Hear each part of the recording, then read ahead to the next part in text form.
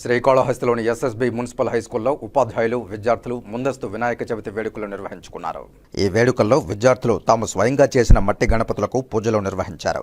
నిన్న జాతీయ ఉపాధ్యాయ దినోత్సవాన్ని పురస్కరించుకుని ఈ పాఠశాలలో ఉపాధ్యాయునిగా పనిచేస్తున్న కె వెంకటాద్రి ఉత్తమ ఉపాధ్యాయునిగా అవార్డు రావడంతో ఆ ఉపాధ్యాయునికి విద్యార్థులు ఉపాధ్యాయులు ఘనంగా సన్మానం చేసి మట్టి గణపతిని అందజేశారు. అనంతరం విద్యార్థులు ఉపాధ్యాయులు మట్టి గణపతుల్లానే పూజిద్దాం, పర్యావరణాన్ని పరిరక్షిద్దామంటూ నినాదాలు చేస్తూ భారీ అవగాహన ర్యాలీ నిర్వహించారు.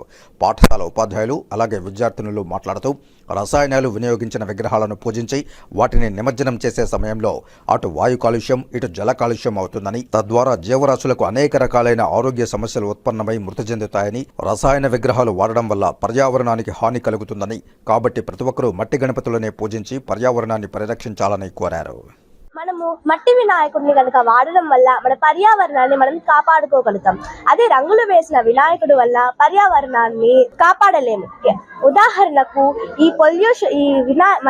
మట్టి విగ్రహాలు కాకుండా రంగులు వేసినవి నీటిలో వేసినప్పుడు ఆ వాటర్ అంతా పొల్యూట్ అయిపోతుంది. ఆ పొల్యూషన్ అయిపోయే వాటర్ ని కొన్ని జీవరాలు తాగుతాయి.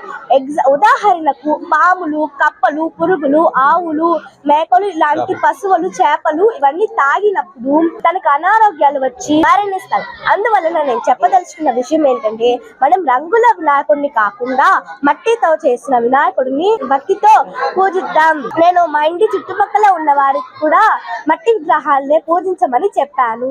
విద్యార్థులందరూ కూడా వాళ్ళకి అవేర్నెస్ కల్పించి మట్టి విగ్రహాలనే వాడాలి.